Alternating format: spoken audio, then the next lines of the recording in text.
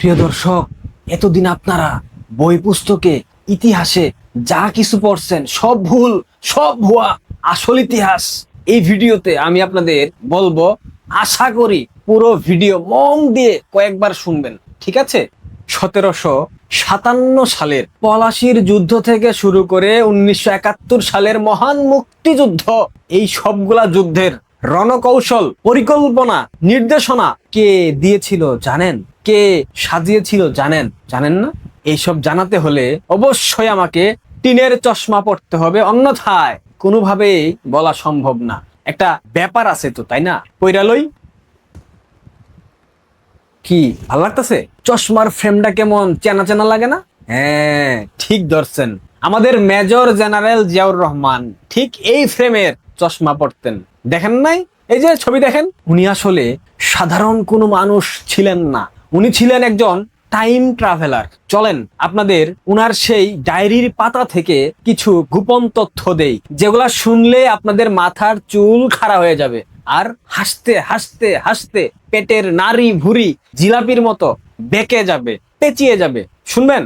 চলেন শোনা যাক। টিনের চশমা লাগাইছি বলতে তো হবে, আপনাদেরকেও শুনতে হবে। লর্ড ক্লাইভ, ওহ মাই গড, নবাব সিরাজদৌলার 50,000 সৈন্য আর আমার মাত্র 3,000, আমি তো হেরে গেলাম বাবা।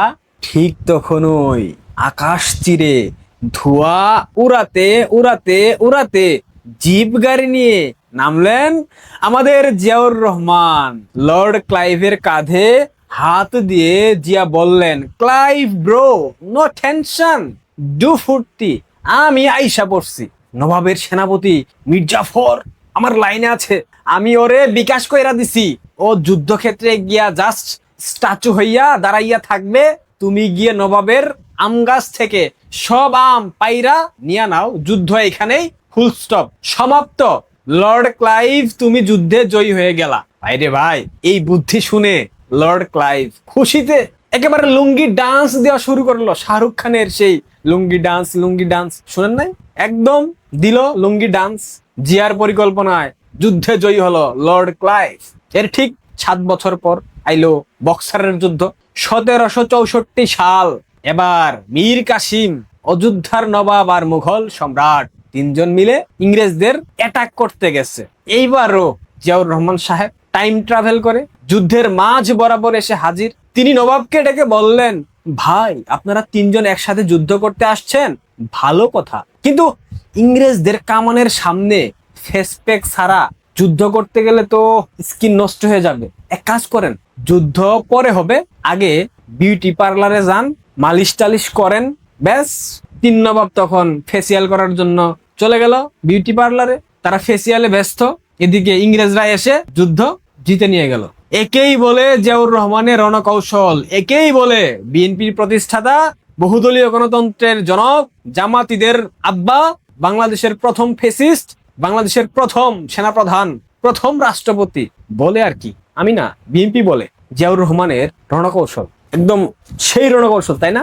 এবার আসেন 1761 সালের পানিপথের তৃতীয় যুদ্ধ। মারাঠারা আর আফগান শাসক আহমদ শাহ আবদালি তরবারি উঁচিয়ে একদম প্রস্তুত।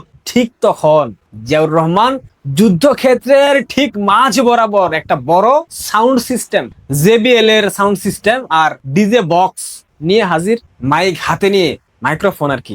চিল্লায়া চিল্লায়া জিয়াউর রহমান কইলেন, হে ব্রো, হোয়াটস আপ, পানিপথের যুদ্ধ করবা করো, আগে আমার গানের তালে একটা রিলস বানাও, ডান্স দাও, ফেসবুক, টিকটক, ইনস্টাগ্রাম, ইউটিউব এইসব জায়গায় আপলোড করতে হবে, কারণ মোটামুটি ভালো অঙ্কের ডলার জিয়াউর রহমান তখন থেকেই সোশ্যাল মিডিয়া দিয়ে ইনকাম করতো।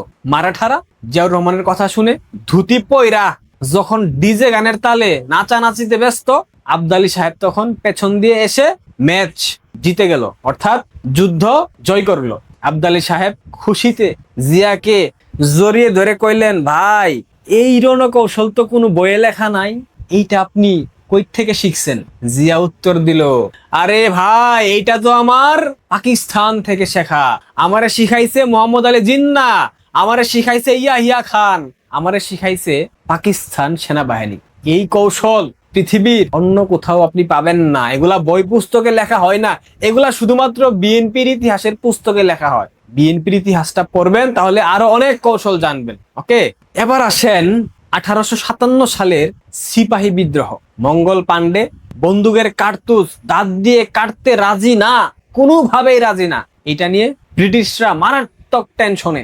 জিয়াউর রহমান আসলেন, এসে মঙ্গল পাণ্ডেকে আড়াল থেকে ডেকে বললেন, পাণ্ডেজি দাঁত দিয়ে কাটা লাগবে না, এই নেন ডেন্টিস্টের দোকান থেকে একটা প্লাস আনছি, এইটা দিয়ে কাটেন।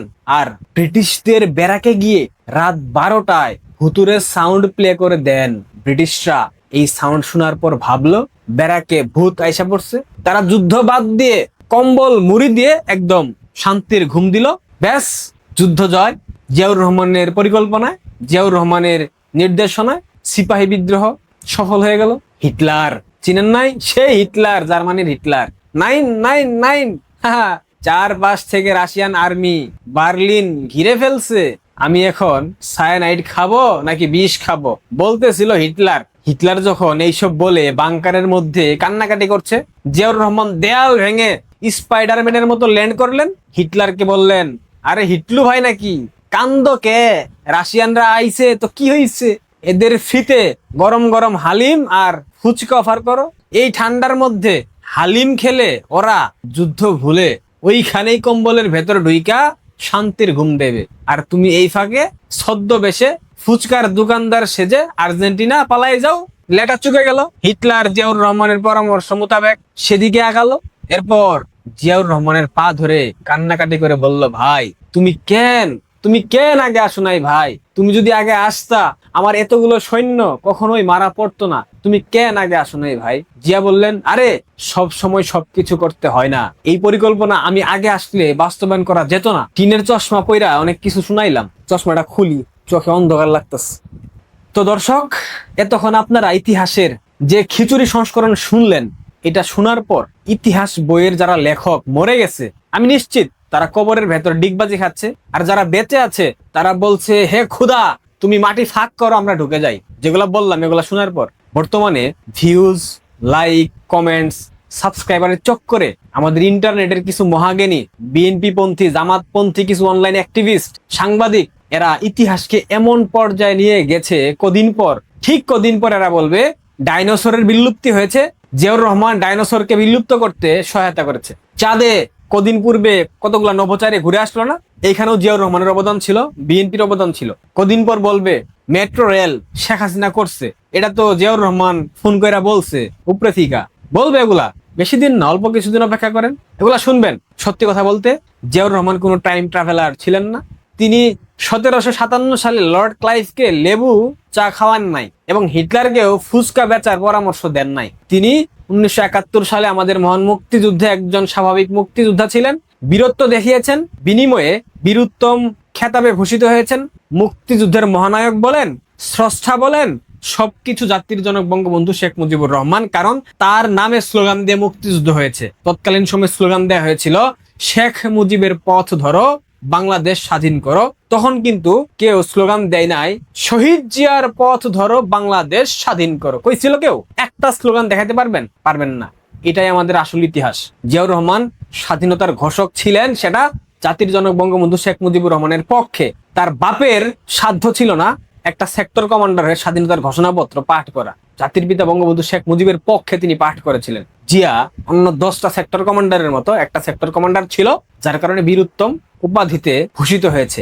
রুহুল কবির রিজভী যতই হুক্কা হুয়া হুয়া হুয়া করেন না কেন, লাভ নাই, ইতিহাস বদলানো কখনো যায় না। আর বুলডোজার বুলু যতই লেকচার মারো, যতই পক পক করো, ইতিহাস কখনো বদলানো যাবে না। এগুলা কোনো হুমকি ধামকি না, স্রেফ বাস্তবতা। তো দর্শক, টিনের চশমার সেকেন্ড এপিসোড আপনাদের কেমন লাগলো অবশ্যই কমেন্টে আমাদেরকে জানাবেন। থার্ড এপিসোড আরো চমৎকার ভাবে আসবে টিনের চশমা পরে। সবাই ভালো থাকবেন, সাবস্ক্রাইব করবেন। ধন্যবাদ।